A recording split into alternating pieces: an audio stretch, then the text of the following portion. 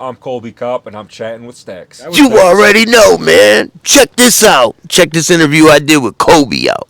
In my case, I was selling opioids. They really don't like people selling opioids, No, so they were gonna go. They were definitely gonna go after me. especially fentanyl. Exactly. Fentanyl pills. Exactly. It's like right. pretty much as bad as it gets. Yeah.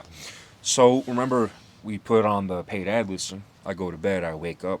There's like $25,000 in sales, right? And you have the you have the Yeah, we're able to send it all product. out. We're able to send it all out. We're able to send it all out, right? Wake up the next day, $30,000 in sales, and then the next day, 28. Then the next day, 35. So you're caking up, starting to Yes, cake up. yes. But here's where shit gets weird. These markets. Do you know what an escrow market is? Yeah. Okay.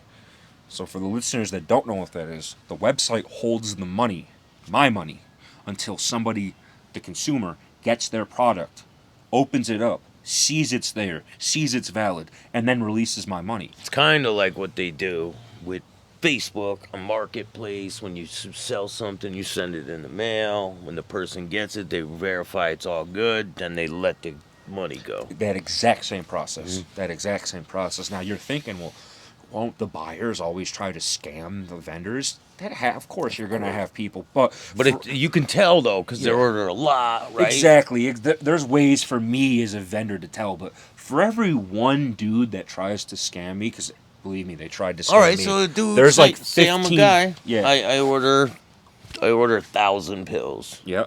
They come to my house. I'm not just gonna send 1,000 pills to. Okay. You need a down payment, right? They need to pay for it before you no, even ship it not out. necessarily. So you know how there's like reviews for like the vendors, like you get to see like this vendor's like a level 10 vendor. If someone's you're a buying, level, there's a if you're a review, level too. 10, you've done millions and millions of dollars in Goes sales. both right? ways. So I get exactly. There's a review rating for the buyer. Like I would see if someone's bought $10,000 worth of stuff on this platform, I know you're valid. But if you're a fresh account made yesterday, never bought anything, and then you're placing an order for 1,000 pills all of a sudden.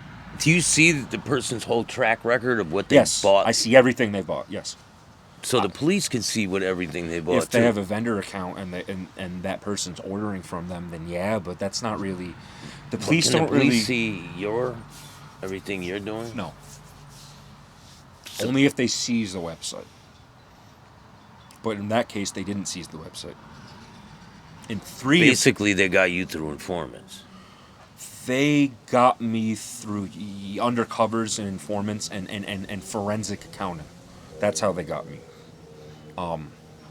Again, if the feds really want you, they will get you. It's not. Pablo Escobar got caught. El Chapo got caught. If they want you, they will get you. It doesn't matter how rich you are or who you are. Yeah, I mean, some people do it blatantly. Some people do it discreetly. Yeah, I thought I was going about it in an intelligent way, and I wasn't. They caught me. Like, honestly, did you think you would ever get caught? Oh, no criminal in the middle of crime ever thinks they're going to get caught. No criminal. Ever. Ever. They always think it's always someone else. Right? Of course. They always think it's someone else. I'm It's not guilty. I would always say that when I'd be in prison. I didn't do it. I didn't knowing, do it. knowing fully well, like I definitely did that. I did all of it. Yeah. 100%, man. So, we 25,000, 30,000 here and there, but the actual money that we're receiving on a daily basis, 10, 15, sometimes only like 5, 3, right? A lot of money, though. Are you stacking your money up? Are you We were, partying? but Are you we're- going out and doing things? Oh, What yeah. do you... Oh, yeah. Do you have any experiences you could tell me about? No. No. No. Tell me off camera. Man. Yeah, I'll tell you Yeah. off camera about some of the fun stuff I did, but this takes a lot of work, man. Like for my aspect of the business, it was like 9, 10, sometimes 12 hours a day, every day, because we were a 24-hour, 7 days a week type operation. I mean, I had, women. I partied with women. I, did cocaine myself. I went and did fun stuff like, like go to the racetrack and race Casino. cars and shit like that. Of course, go to the casino. But there was a lot of work we had to do as well, So, money starts coming in. Money's good. One day, though, like, we get so many orders. We have to go in what's called vacation mode. I'm like, we have so much coming in. We can't fulfill all these orders. We can't keep meeting the current rate because, again, we're not getting paid up front. So if you get, $40,000 in orders, all this product has to be out. So we have, about a month and a half of payments just sitting there waiting to always come out. Like, we're getting money every But it's single like a month day. behind, right? Yeah, but there's always, it gets to the point where there's $2, $3, $4, $5 million just waiting to come. That much? Yeah. And here's the thing, I was one of the smaller people on there. So they're making millions and millions. There is a cocaine vendor. In 2 weeks, from starting his store from scratch, in 2 weeks, he made like $6 million. Because, they found out his shit was good, everybody liked it, and then he just took off. That's wild, man. It's yeah, crazy. There's a lot of money on there. Again, it's still not worth it though, right? No. So yeah. this brings us to a logistical problem, bottlenecking, right? Like, we're getting in so many orders, we can't push them through. Yeah. Because I have to keep stopping. And when I vacation mode, do you think all these people that want pills are going to wait for me? Or are they going to go to the other 5 or 6 guys doing the same thing? They're going somewhere else. They're going somewhere else, so I'll start missing out on business. And of course, other people, if they acquire a taste for someone else's stuff, they'll be like, screw this guy, he's always going on vacation mode, so I would lose business. I'll still make it back over time, you know what slow, I mean? it did, but it was slow. But it was slow. Yeah. So I go to my partner and I'm like, listen, we're sourcing our stuff locally. We got to get it either.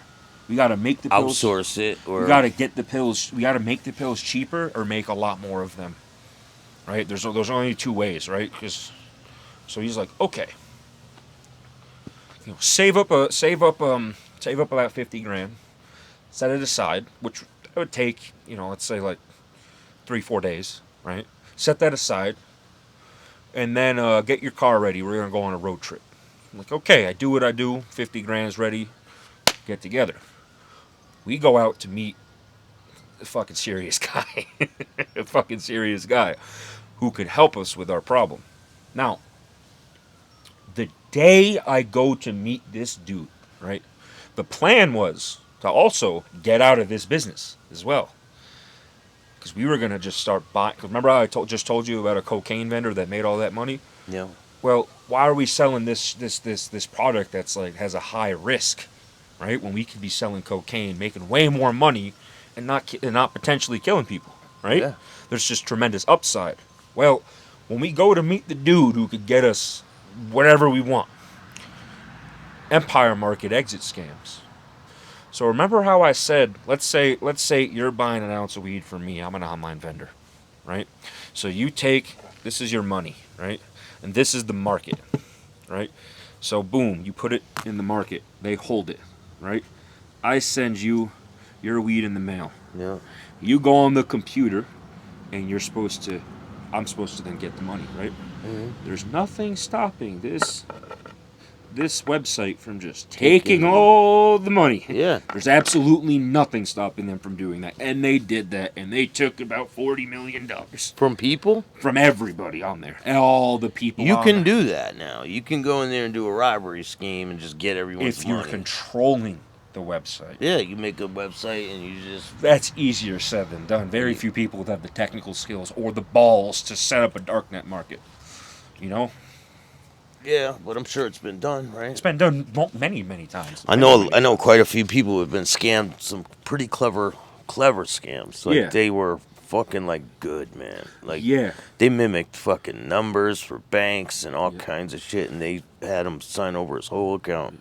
And these guys also made the tens of millions of dollars, if not hundreds of millions, from just moderating this giant... This was the #1 darknet market in the world for a decent amount of time.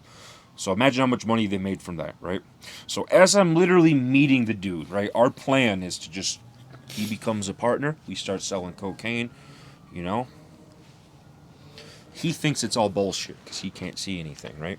We still have a decent amount of money saved up. We're not completely broke. We've lost an ungodly amount of money, but we still have a good amount of money, right? Yeah. So, we're still there. We're partying. I do magic mushrooms and shoot machine guns with him.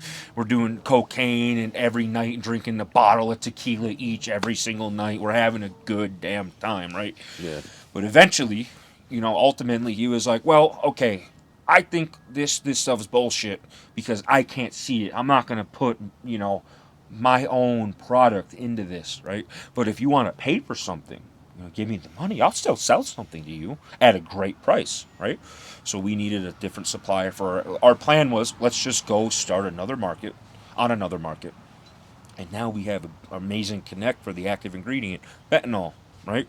So we took that money, got arranged to get the active ingredient brought to us. I thought he had the cocaine. He doesn't have it in person. Yeah, but I thought he has cocaine. You weren't getting fentanyl, right? No, he can get anything. Yeah. The plan, though, was like, let's switch. Let's do our own cocaine store, and we'll partner with you. Yeah. But eventually, he was like, I don't want to do that. I don't like how this works, right? He's like, I'll still hook you up with the other thing, right? Like, I'm not opposed to that. You have the money right now. I'll sell that to you, right? So we do that, right? We get back home. We set up on another market called Icarus Market. Now, do you drive back with the shit? No. It's it gets there. It gets there. You know what I mean? Yeah. I don't touch it, but it gets there. Yeah. Maybe through the mail. Yeah. So we go get home. 3 weeks go by. We're on another new market called Icarus Market. $250,000 is an escrow. We're getting probably like $5,000-$6,000 every day. Icarus Market exit scams. $300,000 loss. Yeah. Wow. Yeah. Right? At this point, I am utterly sick of getting scammed. I'm an honest drug dealer. I'm supposed to not be scammed by other people. I'm making an honest drug living. dealer, man. Right? Swear. So I get the idea, right? Well, there's the infrastructure in place to find people. I could go on that forum, right? So I'm like, I'm sick of these darknet markets. I want to build my own small little market just for my product. Many vendors have done that before. They make their individual vendor store, but they control the website themselves, right? Yeah. So I meet this dude called Eric Callahan. Not meet him. I talked to him on a forum, right? On the opioid forum, like I said I was on. Yeah. And he's like, hey, man, I could help you. I've already been in communications with him. He's bought product from me many times. I've already been talking to this person. I didn't just randomly find the first person on a forum like, hey, let me work with you. You know what I mean? It wasn't as simple as that. So eventually, I start building up a rapport with this guy, and he helps me create my own website to transact on. And we start transacting on that website. Right? And that's small. It's much smaller than the markets. The markets have literally millions of people there, right? I'm going to get whatever service, I'm going to get whatever customers I could drum up from, just me being on a forum talking to these people. It's still thousands of dollars a day, and it's direct to me. I'm not going to put my own product in escrow. Yeah. I've already established myself as a credible person. You're going to pay me up front. You know what I mean? Yeah. So that goes by. You're gonna pay me. I'm gonna send the stuff out. Exactly. I've already established that. No more getting ripped off. Yeah. I realized though that the big money is always on the markets, but my plan was go on a market and funnel all these people, yours to my service, right? Mm-hmm. So eventually all the crazy scamming shit stops. When one big market exit scams, 5 or 6 other markets are going to exit scams subsequently because these smaller sites that exist on the side all of a sudden have millions of dollars in them, and these guys are like, we could just take this quick payday instead of running this shit and probably going to jail. So they take the quick payday, right?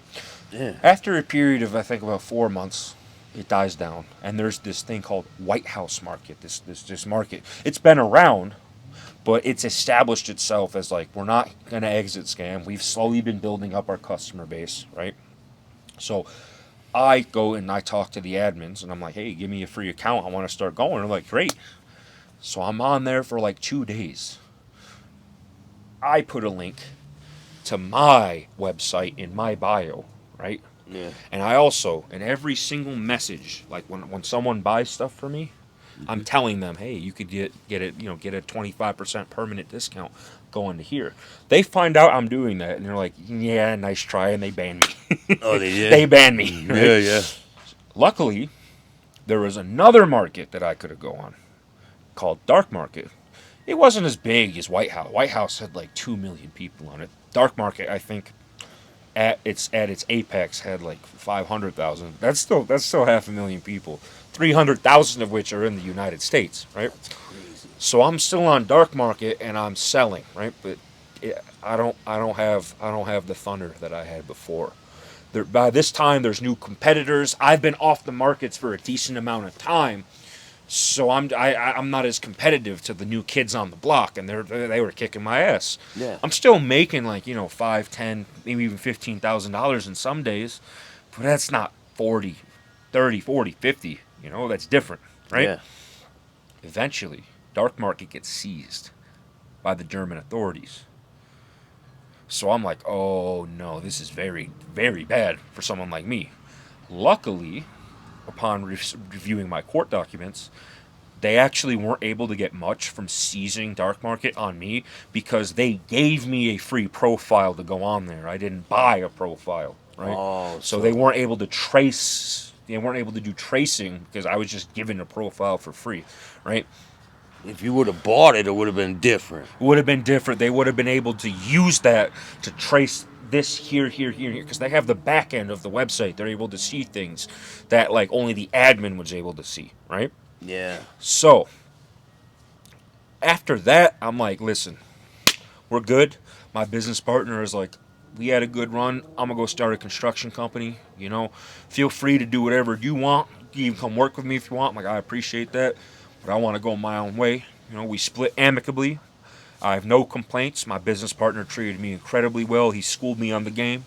I have nothing bad to say about him, right? Mm-hmm. So I move out west, like I mentioned earlier, and then over time, right?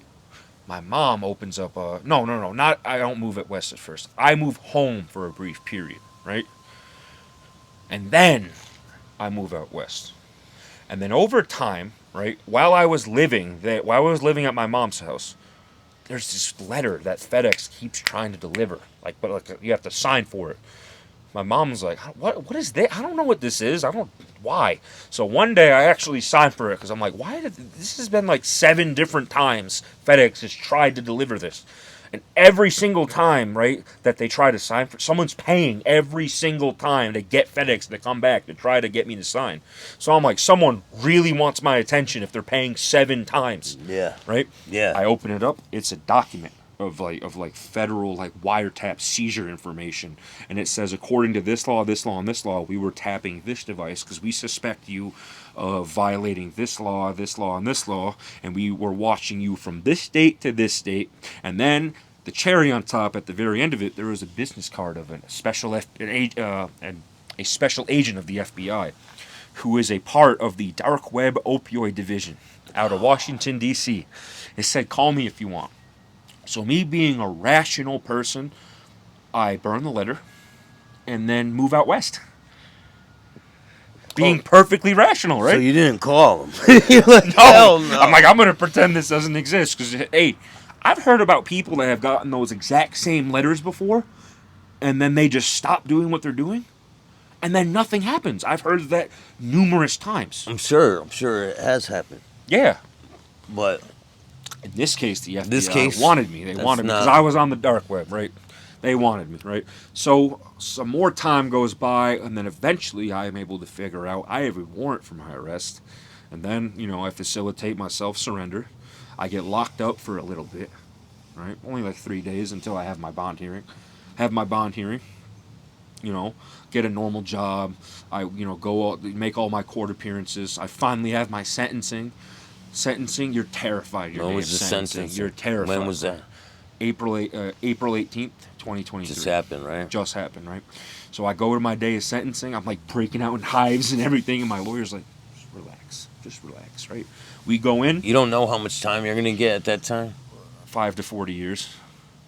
It's a range in the federal system. It's not 5 to 40 years, up to 5 years to a lifetime of federal supervision, and then up to a $5 million fine. So what did they ultimately? Ultimately, I got 5 years border prison time, 5 years probation, and a $50,000 forfeiture. So you have to go to prison for 5 years. I have to probation? no, not necessarily go to prison for 5 years. I have to be in the Board of Prisons custody for 5 years.